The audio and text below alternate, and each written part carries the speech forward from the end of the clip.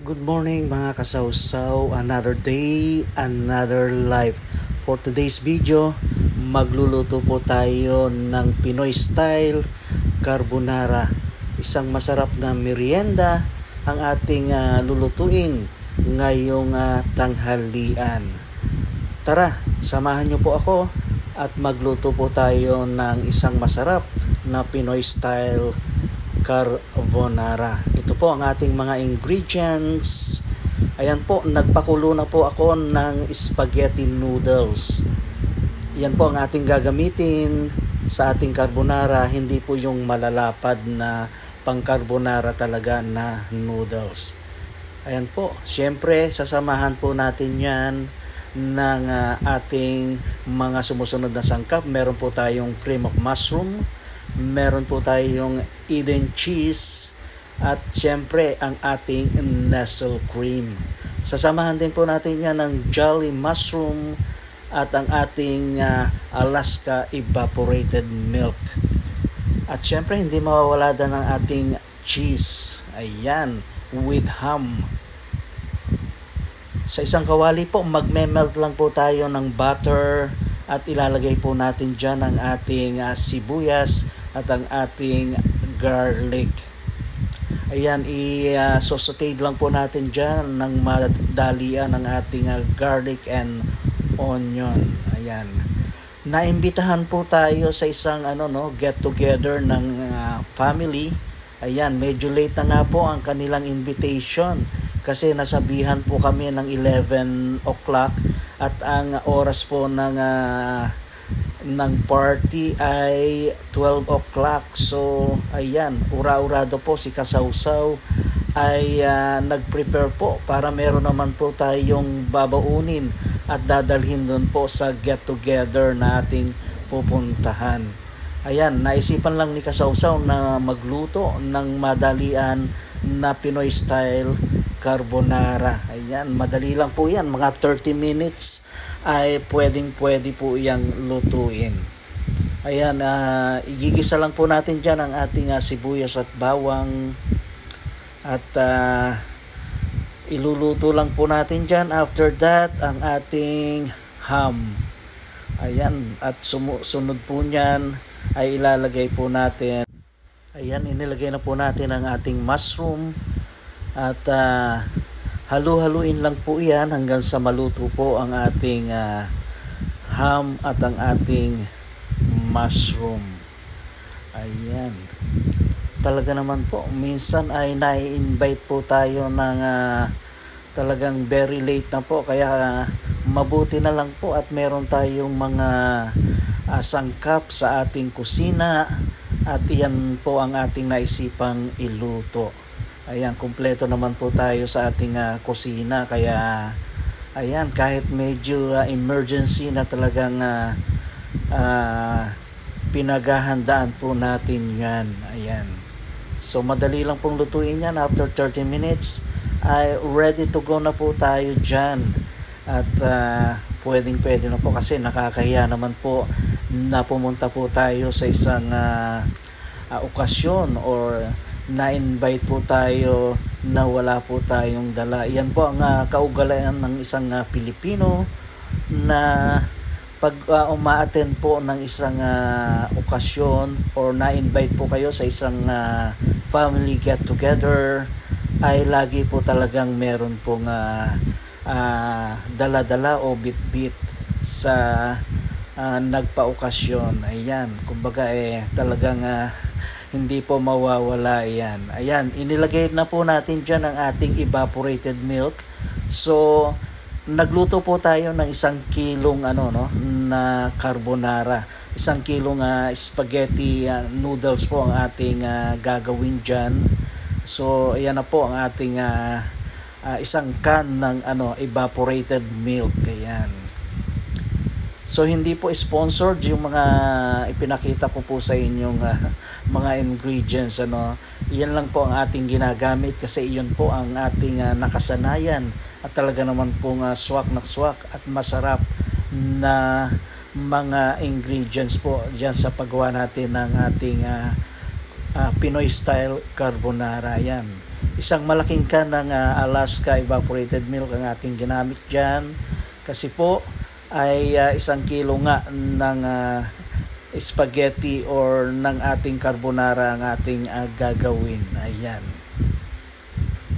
So pakukulan lang po natin dyan. After that ay ilalagay po natin dyan ang ating Nestle cream. Ayan, ang ating Bali gumamit po ako dyan ng dalawang tawag dyan, sachet ng Nestle. Yung ano po yan, yung pinakamaliit po ang aking ginamit dyan. So dalawang ang ating ginamit dyan. So tamang-tama po yan para sa 1 kilong spaghetti noodles. Ayan. So ang ginagawa po natin ay Pinoy style carbonara po, ha. Hindi po yan yung talagang authentic na carbonara na Italian talaga. So bali yan po. Pero masarap po yan. Sigurado po yan. So inilagay na po natin dyan ang ating cream of mushroom. So dalawang ginamit ko po dyan, dalawang sachet po ng cream of mushroom. Ayan po. I-dissolve ko lang po siya sa 1 cup of water po. Ayan. Para hindi po siya mamuo-muo. So i-dissolve nyo po siya at ilalagay nyo po dyan. Ayan. Makikita nyo po. Yan po ang nagpapa-creamy ng ating kumbaga nagpapalapot ng ating sauce, ang ating cream of mushroom. Ayan. So yung inilagay ko po yung pinaglutuan po ng spaghetti noodles. Huwag nyo pong itatapon yon kasi po pwede pong ilagay yan. Instead na water po o ordinary water ang ilalagay nyo, yung pinaglutuan po ng inyong spaghetti noodles o anumang noodles ay pwede po yan. Ayan na po, bali 2 cups po ng ang aking ilalagay dyan. So dahan-dahan ko pong inilagay dyan ang ating yung pinaglagaan po ng spaghetti noodles. Kasi meron po yang nakukuhang pampalapot din po dyan sa ating niluluto. Kasi may starchy po siya, kumbaga. Ayan. So 2 cups po yan ang aking inilagay. At tamang-tama po yan yung lapot niya. Magbibigay po ng talagang magandang consistency ng lapot ang yung sa ating pagluluto. Ayan. So okay na, ilalagay na po natin lahat dyan ang 2 cups nung ating water na pinaglagaan po ng ating spaghetti noodles. Ayan mga kasawsaw, talagang creamy na po. Ayan, inilagay na po natin dyan ang ating Eden cheese. Ayan. So quick melt po ang ating ginamit para madali po siyang matunaw dyan at mag-incorporate na po dyan ang kanyang talagang pinakalasa dyan sa ating pinaka-sauce ng ating carbonara. Ayan mga kasawsaw, masarap po yan. Talagang subukan nyo po ang aking recipe at sigurado po yan 100% masarap po yan sa inyong carbonara. Ayan po, ilalagay na po natin dyan ang ating spaghetti noodles. Ayan. So i-mix na po natin yan sa ating pinaka-sauce. Bali kumuha po ako dyan ng ating konting siguro mga 2 cups ng sauce para pang ibabaw po natin sa ating gagawing sa bilao po kasi natin ilalagay yan para yung pinaka-toppings niya po ay meron po tayong extra sauce. Ayan. So kitang-kita nyo po yung 1 kilong noodles, spaghetti noodles ay tamang-tama po yung sauce na yan. Ayan po. Ayan, masarap ang ating nilutong Pinoy style carbonara. Hindi po kayo mapapahiya sa inyong pagdadalhan. Sigurado po yan.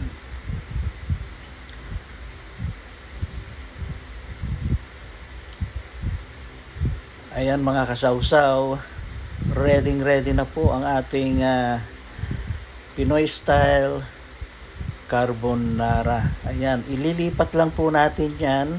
After na i-mix natin yan, ay ililipat po natin yan sa ating bilao. Ayan, para sa presentable naman po ang ating dadalhin doon sa ating pagdadalhan. Ayan na po ang ating ready-made na Pinoy style carbonara. Ayan, makikita nyo po masarap na masarap. Ayan, maraming salamat po. Keep safe and God bless. Goodbye.